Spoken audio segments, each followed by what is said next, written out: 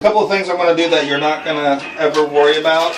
You're going to have to find a vet to do this next time, which is the suture removal. Right now what I'm doing is I'm just cutting one of the sutures.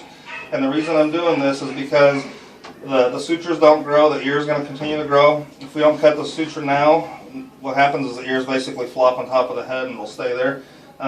This doesn't hurt, but you do need to take them to a vet next week and have these completely removed. Okay?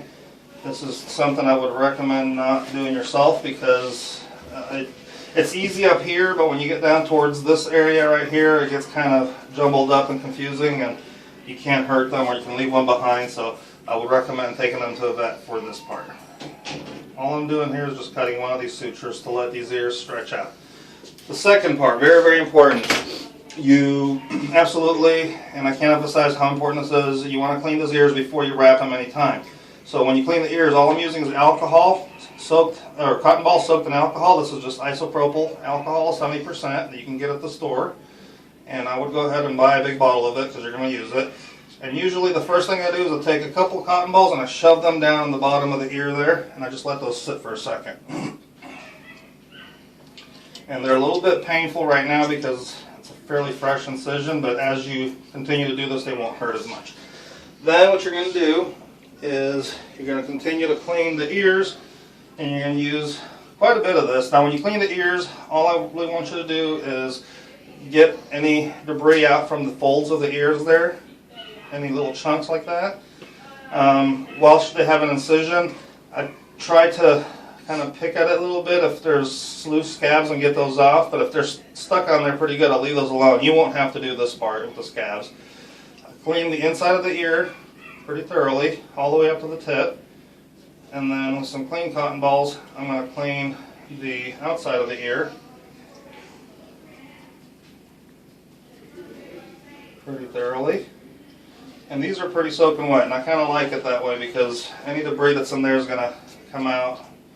On the bottom here, you just grab this part and just gently squeeze it. Make that noise there, it's kind of disgusting sounding. And then you're going to just pick these cotton balls out, and then with the clean cotton ball you're going to kind of reach in there and stick your finger in there as far as you can get it and try to get any more debris out. I don't usually tell people to use Q-tips. Q-tips, you can damage the inner ear if you get too far. What I use Q-tips for is I usually get the tips wet with alcohol, and I go in here and I go in these little folds and nooks and crannies and try to get the gook out of there. Okay, these ears are pretty darn clean, so I think Mom cleaned them at home, so good job, Mom. And then I'm going to do the same on this side. And you want to do this first simply because alcohol takes a little bit of time to dry, it takes a little bit of time to work. About 15 minutes realistically is what alcohol needs to work well. And that's why I do those cotton balls first, and I just let those kind of sit there for a little bit. They're not sitting near enough, but that's fine. I mean, as long as you get the debris out, you're okay. And then you really want to clean the ears, both inside and outside, really good. Oh, that feels good. And then, see if you have any debris like that, that's just dried up blood. You want to get rid of that because that will cause infection. It just kind of sits in there and festers and gets it all nasty. That ear is a little bit dirtier than the other one. Oh, I know that feels super good. Oh, that hurts a little bit. Ouch.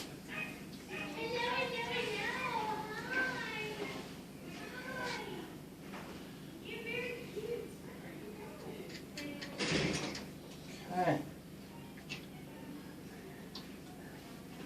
So I'm kind of happy with those. Those look pretty clean. Okay.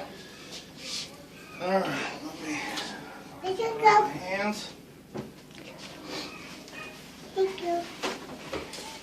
Don't drop it.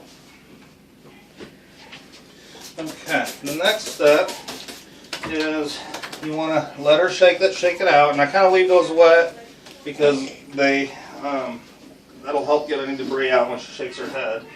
Now the last part of the cleaning process is you take some just plain Jane Kleenex, and you're going to stick one of them, stick it right in there, and that absorbs any moisture that's in the ear. With the other one, you just kind of squish the ear gently and just kind of dry it up like that. And I use Kleenex because they're super absorbent, of course, and they work well. It's okay, it's okay. Okay. So, we're just going to let her... Oh, hi, I know. I know. We're just going to let that kind of sit for a while. In the meantime, I'll do the next part, which is I will make all of my bits and pieces. So, I'm going to start her off with a 1/2-inch backer rod, which is this stuff right here. This stuff you get it at Lowe's. It's about $5 a bag. So I'm going to go with 1/2 inch for now. The next time she's going to be 5/8 of an inch. And I'm kind of debating if I want to do 5/8. No, I'll do 1/2 inch today. So 1/2 inch backer rod, you get 2 pieces about yay long, and then split them in half. You want some duct tape. And you put the duct tape sticky side up, and you just take this and you roll it in there. You just put it in front of it like this, and you roll it like you're making some pretzel dough, just like that. And you do that twice.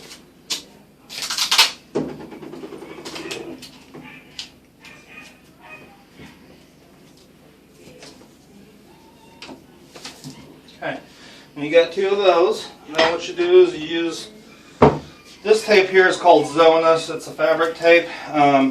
It's very sticky. The adhesive on it is non-reactive to dogs usually. And what I do is I put it on there, sticky side in, and then I flip the tape over so I'm sticky side out now. This is 1 inch in width, and so I'm going to do a 1 inch overlap here. Okay, and then I go all the way down the post with the sticky side out still.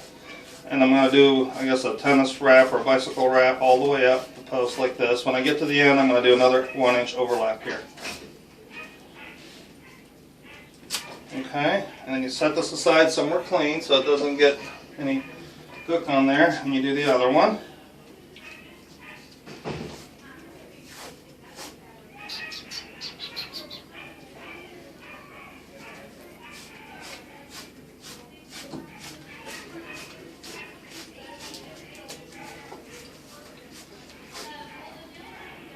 Okay, and then the next step is you get micropore tape, which is this stuff right here.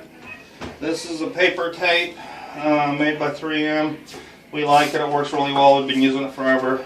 If it ain't broke, don't fix it. You get about 8 to 10 pieces about that long, and you're going to stick them somewhere nearby so that you can wrap pretty fast because you don't want her to get away from you.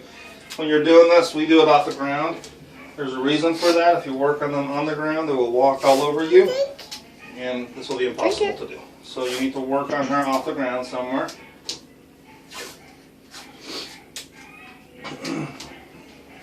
This is the boring part.